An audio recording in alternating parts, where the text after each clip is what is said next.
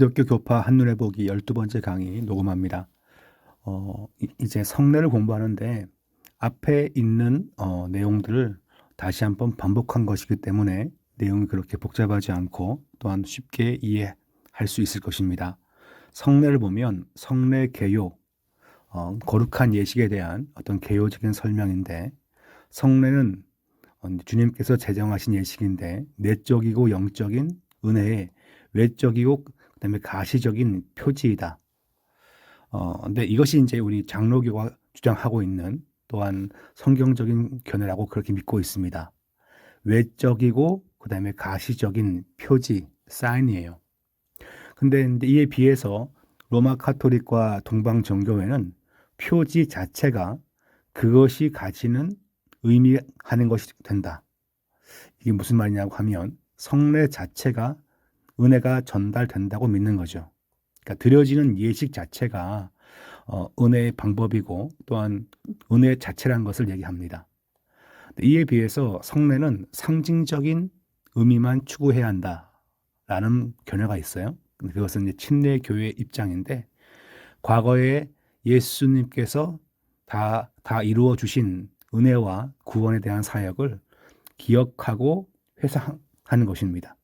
그래서 이제 외적 의식은 상징일 뿐 그 자체에는 효력이 없다고 믿는 것이다. 그렇게 말합니다. 그러니까 어떤 예식보다 예식을 하기 전에 성도의 믿음 상태가 중요하지 않겠냐. 그것을 극단적으로 강조한다라고 보면 되겠습니다.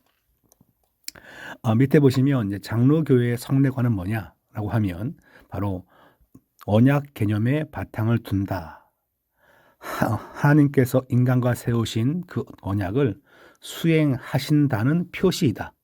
그리고 인침이다. 하나님께서 구원하기로 작정하신 그 백성을 이제 처음부터 작정하시고 또 구원자를 예정했기 때문에 그때가 되어서 드러난 거죠. 신앙 고백이. 그러면 그 예식은 하나님의 큰 인도하심에 대한 외적인 표시인 거예요. 그런 개념이 장로교에서 구약의 할례 개념을 통하여서 이제 세례식을 이제 이해하고 그렇기 때문에 성례에 대한 그 개념이 약간 다릅니다. 제가 위에 보시면 그림을 그렸어요. 지금 보시면 성도에게 은혜를 주는 것, 은혜를 준다면 그것은 성례라는 방법을 통해서 이제 은혜가 전달되겠죠, 그죠? 근데 그것은 예수님께서 행하라 그렇게 명령을 한 것입니다. 근데 이제 침례교는 요 예식은 그냥 주님께서 명하신 것이고 그 다음에는 이 사실을 기억하는 거라는 거죠. 가톨릭은 이런 예식을 행하는 것 자체가 100% 뭡니까? 성도의 은혜에 해당된다. 그런 개념입니다. 저희들은 태초로부터 작정한 우리에 대한 구원이 이제는 때가 되어서 신앙 고백을 했기 때문에 그것을 기억하는 언약 신약의 관점에서 이 성례식을 이해합니다. 개념이 이제 언뜻 들으면 잘 마음에 와닿지 않지만 몇 번 듣다 보면 그리고 약간 다른 교단과 저희의 성례 이해가 다르다는 것을 이해할 필요가 있습니다. 사실 사람들이 이제 어떤 논쟁을 할 때 보면 단어에 대한 정의가 약간 다르거든요. 그래서 논쟁이 멈추지 않고 계속 되는 것을 보는데, 마찬가지로 성례에 대한 그 이해도 이렇게 교단별로 다른 색깔을 지니고 있습니다. 그 다음 페이지 보시면 그러니까 성례 자체의 효능이 있다고 로마 카톨릭이나 동방 정교의 관점에 이제 누가 반대합니까? 저희 장로교는 반대하는 입장을 지니고 있습니다. 또한 장로교회는 성례를 단순히 기념이나 상징만으로 이해하는 침례 교회의 관점도 반대합니다. 우리는 성례식을 행할 때 성령 하나님의 사역으로 말미암아 유익이 주어지게끔 되어 있죠. 예식 자체가 유익이 주는 것이 아니라 성령님께서 그 자리에 임하는 거죠. 그래서 우리는 이것은 이제 영적 임재설, 그렇게 우리는 그렇게 부릅니다. 그리스도의 죽음과 부활을 상징하는 의식 가운데 성령님께서 그 가운데 임하여서 은혜를 주신다라고 보는 것이 저희 장로교의 입장입니다. 네, 성공회를 보면 성공회는 이제 영국에 있는 영국 성공회 장로교와 입장이 약간 비슷하지만 성령님에 대한 언급이 나와 있지 않고 감리교회 역시 성공회와 비슷한 입장에서 처음 출발했기 때문에 다 비슷한 그 입장을 지닙니다. 성결교나 오순절 교회 역시 감리교회와 비슷하기 때문에 성례에 대한 큰 틀은 별 차이가 없는데 루터 교회는 신학적인 변에서는 장로교회와 비슷하지만 어떤 예식적인 부분에는 로마 카톨릭과 좀 닮아 있다. 그렇게 볼 수 있습니다. 뒤에 보시면 설명이 나와 있는데 하나님께서 용서와 은혜를 베풀어 주시는 통로와 수단이다. 이렇게 말하고 있어요. 사실 이 표현은 저희가 즐겨 쓰는 표현이기도 해요. 근데 뒤에 가시면 특별히 성찬식에 대한 견해가 저희와 약간 다르다는 것을 볼 수 있습니다. 네, 구세군은 세례나 성찬을 의식으로 시행하지 않는다라고 나와 있는데 그 이유가 이 성찬과 세례를 행하면 기존 교회 같은 느낌이 있기 때문에 구세군은 구제와 선교를 위한 단체여서 처음에는 행하지 않았지만 지금은 행하고 있다는 것을 들었습니다. 예, 왜 그러면 구세군은 행하지 않는가 설명이 되어 있어요. 첫 번째, 외형적 종교 형태를 피하고자 했다. 어떤 교단을 불문하고 선교를 사업하는 것이 목적이기 때문에 일반 교회 같은 것들을 제거한 것이라 보여지고 성결 운동의 영향이다. 성결 운동에서 중요한 것은 어떤 영적인 체험의 체험, 성령의 강한 체험을 받는 것이 중요한데 성령 체험 받으면 사람의 내면이 변화가 되게끔 되어 있죠. 내면의 변화를 추구하는 것이 성결교라면 성령을 받은 다음에 외형적으로 은사가 드러나는 걸 강조한다. 그것은 바로 오순절 교회, 바로 순복음 교회라 볼 수 있어요. 자, 그래서 성결 운동이 19세기에 많은 사람들한테 영향을 주는데, 그래서 은혜 받고 변화되는 게 중요하지, 예식이 뭐가 중요하냐라는 그런 생각 때문에 이렇게 성례식을 행하지 않았다라고 그렇게 나옵니다. 근데 지금은 이제 한국 교회에서는 많은 영향을 서로 주고받기 때문에 지금은 하고 있는 것으로 보입니다. 자, 두 번째, 세례식. 세례 효과는 무엇인가라고 본다면 앞에서 다루었듯이 로마 가톨릭 교회와 동방 정교회는 세례 그 자체에 은혜가 전달되는 효과가 있다고 믿었습니다. 근데 저희들은 어떻습니까? 그러지 않죠. 자, 그래서 세례를 구원을 주는 수단으로 본 거예요. 구원을 주는 수단으로 본 것인데, 그래서 안 받으면 구원을 못 받는 거예요. 그 세례 받아야지, 영세 받아야지 구원 받습니다. 제가 지난 시간에 한번 얘기했는가 주원 글씨를 보시면 주원 글씨 맨 끝에 보면 그 아이가 엄마가 사생아를 낳죠. 그리고 그 아이가 죽습니다. 그럴 때 그 엄마가 즉흥적으로 영세를 줍니다. 아기한테. 그 이유가 있어요. 바로 구원론과 관련되어 있습니다. 영세를 받지 못한 아기는 다 지옥 간다. 그렇게 말했기 때문에 교회에 소속되어 교회가 주는 세례 받는 것이 중세 사람들은 아주 중요한 삶의 원리였습니다. 침례교회는 세례는 그냥 구원을 상징하는 거다. 예수님 때문에 아니 예수 안에 죽은 자는 다시 부활한다는 것을 보여주는 것이기 때문에 상징으로만 했고 세례는 그 예식 자체가 영적인 변화를 일으키는 것이 아니라 믿음이 변화시킨다. 그렇게 보는 건데 대부분의 교파는 두 가지 그 입장 사이에 있다라고 말하고 있어요. 그래서 루터는 봤더니 세례는 세례 받는 사람을 구원한다고 믿지는 않지만 믿음이 없는 사람에게는 세례가 아무런 효력이 없고 믿음이 선행 요건이어야 한다. 그러니까 세례 예식도 중요하지만 믿음이 중요하다. 그렇게 이제 얘기하고 있고 또한 성례를 그렇지만 매우 귀하게 여긴다는 거예요. 진짜 그가 예수를 믿는다면 세례받지 않겠냐.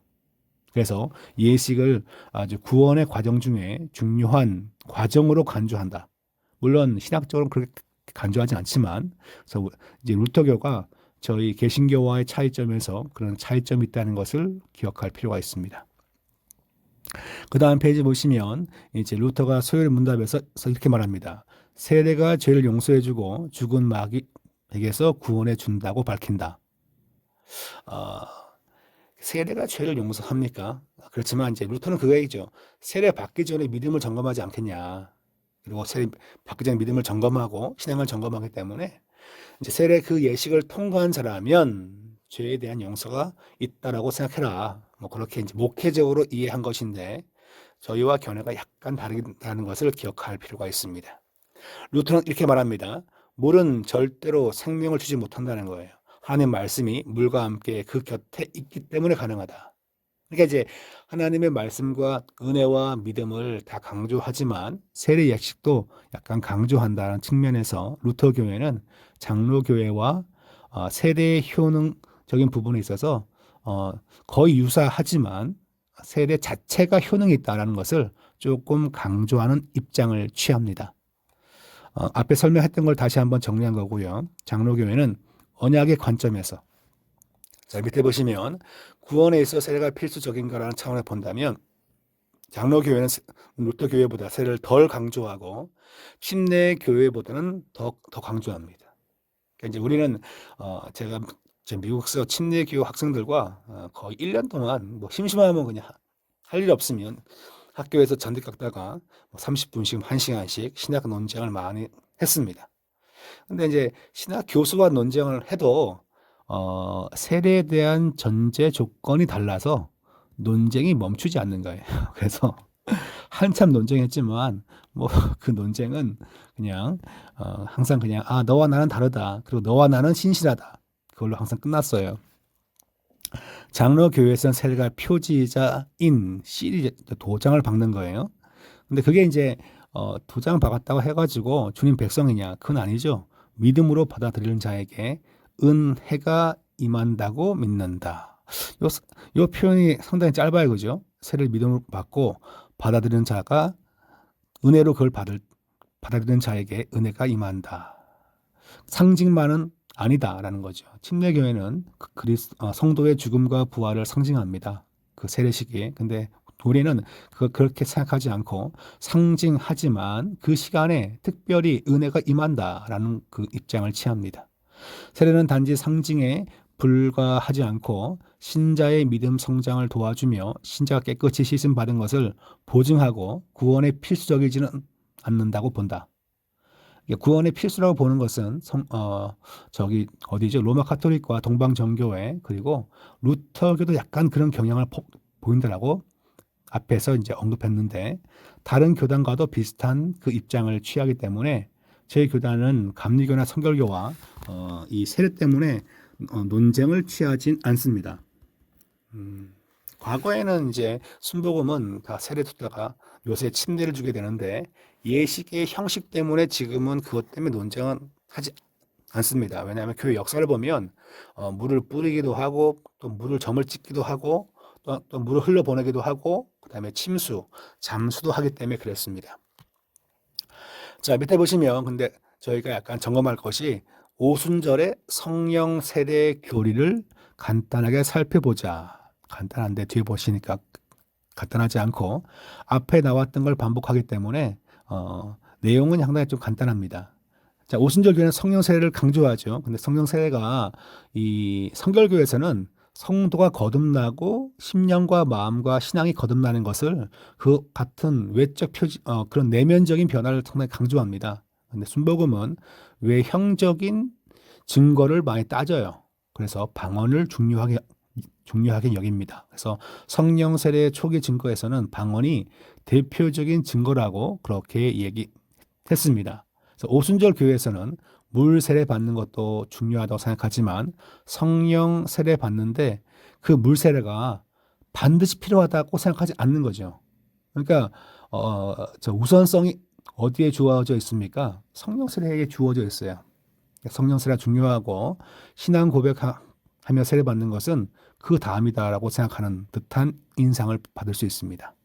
세례 방법 볼까요? 세례 방법은 지금 여기 보시면 몸 전체를 물속에 담기는 침례가 있고 그다음에 물을 머리에 찍는 점례가 있고 또한 물을 머리에 뿌리는 이제 살수례가 있고 또 머리에 붓는 주수례 등이 있다라고 하는데 저는 그냥 물을 찍어서 그냥 이렇게 음, 그 머리에 살짝 적시는 걸로 그냥 그렇게 합니다. 근데 대다수의 교파가 세례 형식에 대해서는 자유롭다. 그러니까 과거에 논쟁을 했겠지만 침례 방식을 하지 않기 때문에 지금은 그것 때문에 거의 논쟁을 하지 않습니다. 왜냐하면 성경을 공부하다 보니까 다 같은 방식인데. 근데 이제 세례 중요한 것은 죽음과 부활을 묘사하는 것이 아니라 죽음과 부활을 묘사하는 것은 침례교 방식이에요. 그러니까 침례교의 생각이죠. 그러니까 그 침례교에서 세례 받는 걸 제가 유학생 시절에 한 10번 이상 봤습니다. 10번 이상 보는데 항상 그 목사님이 이렇게 말해요. 네가 죄로부터 죽었으니 하면서 장사되었으니 라고 하면서 그 침례 받는 교인을 물에 눕혀요. 뒤로 눕히고 그다음에 이제 어깨를 잡은 다음에 들어 이제 올리죠. 그러니까 침례 받는 분들이 약간 뚱뚱하면 이제 교회 집사님이 한 분 나오시거나 부목사님이 같이 할 수도 있고, 왜냐하면 뒤로 넘어지면 이제 물 먹으니까. 그래서 이제 그 눕힌 상태에서 다시 이제 이렇게 들어 올립니다. 들어 올릴 때 이런 멘트를 해요. 이제 예수 안에서 부활할 것이고 하늘 소망이 있다는 걸 얘기합니다. 그러니까 그것이 이제 침례교회의 침례가 갖는 의미는 죽음과 부활이라면 저희 장로교는 뭡니까? 정결해지는 겁니다. 예수 그리스도 안에서 정결해지는 것을 강조하는 것, 그것이 바로 장로교의 세례라면 이제 침례교는 뭡니까? 완전히 잠겼다가 일어나는 것인데 그것은 장사 지냄을 의미합니다. 지금 여기 보시면 동방정교회 그다음에 오순절 교회가 침수례를 하고 있다라고 그렇게 이제 쓰고 있고요. 한국 성결교회는 침수례를 권유하지 않지만 수세 방법을 한정하지는 않는다. 이 자료가 한번 볼게요. 예. 이 날짜를 써야 되는데 원래 각주를 쓰실 때, 네, 이렇게 밑에 뭐 어떤 거를 이렇게 쓸 때요. 지금 이제 이게 인터넷 자료인데 날짜를 써야 되는데 날짜가 안 나와 있어. 그다음 페이지군요. 그다음 페이지도 날짜가 좀 안 나와 있습니다. 아마 이제 그냥 일반 그냥 책이니까 논문이 아니기 때문에 날짜를 안 쓴 것 같은데, 예, 그냥 지나가는 얘기인데 강조점은 뭐냐? 죽음과 부활을 강조한다는 거죠. 침례교는. 그러니까 뭐 침례교뿐만 아니라 침례를 한다는 것은 눕고 일어난다는 거예요. 그것은 이제 무덤을 의미하는데 죽음과 부활을 의미하고 저희들은 이제 purification 정결을 의미합니다. 이게 큰 차이점이기 때문에 예식도 달리한다라고 보면 됩니다. 그 다음에 이제 유아 세례에 대한 입장인데 유아 세례는 대부분 교파가 시행하고 있지만 침례교와 그 다음에 이제 오순절 교회라든가 거기에서는 유아 세례를 실시하지 않습니다. 지금 여기 보시면 천주교와 동방정교회는 구원을 위해서 필수죠. 그러니까 어린 아이에게도 영세를 베풀면서 그에게 구원이 있다는 것을 얘기합니다. 그래서 유아 세례를 시행하죠. 지금 여기 보시면 초기 한국 교회는 아이를 하나님의 자녀로 키우겠다고 서약하는 예식인 헌화식. 그래서 지금 이제 제가 침례교회 다닐 때 보니까 헌화식이라는 걸 하는데 태어난 지 한 몇 주 되면 교회 나오거든요. 저희는 뭐 한 달, 두 달 있다 나오는 경우도 많지만 그 미국은 아기가 태어나면 한 3일 되면 그냥 집에 가거든요. 집에 가서 그냥 엄마는 찬물로 샤워하고 그것이 몸의 회복을 돕는 것이다라고 생각하는데 그건 이제 몸의 특성상 아마 그런 것 같고 지금 여기 보시면 헌화식을 해왔는데 유아 세례를 시행한다라고 얘기합니다. 그러니까 이제 우리는 세례에 대한 생각이 다르기 때문에 그런 거예요. 유아 세례가 맞냐 안 맞냐를 따지는 것이 아니라 세례에 대한 그 의미가 무엇인가가 서로 달라요. 그러니까 하는 게 있고 안 하는 데가 있고 그렇게 보면 되겠습니다. 지금 여기 보시면 이렇게 나와 있어요. 침례교회는 유아 세례 주지 않죠. 그러니까 침례교회는 사망과 부활이 중요합니다. 그렇기 때문에 사망과 부활이 중요하다는 것은 개인의 믿음이 중요하죠. 중생, 거듭남이 중요합니다. 그러므로 그걸 따지기 때문에 침례를 아기에게 행하지 않고 그다음에 저희 장로교는 정결을 의미합니다. 이것은 예수가 주시는 정결이 나와 모든 성도, 모든 가족에게 필요하다라는 것을 얘기하기 때문에 그가 또한 근데 이것만 얘기하면 좀 그렇고요. 언약 신약이죠. 하나님이 구원하기로 약속을 했다면 태초에 때가 되어 그가 고백할 텐데 그러나 그때나 지금이나 뭡니까? 다 구원받은 백성이죠. 그러니 아기 역시 구원받을 것을 예상하면서 주는 겁니다. 관점이 약간 달라요. 자, 근데 제가 이제 마지막인데요. 이제 뒤에 좀 봐야 되지만, 초등학교 저학년의 경우에 또한 유치원생 한 6살, 7살도 침례를 주는 걸 봤어요, 미국에서. 지금 저희도 이제 어린이 세례라는 걸 주고 있습니다. 그래서 어린 아이도 신앙 고백 듣고 지금 저희도 줄 수 있는데 전 이거 주지 않습니다.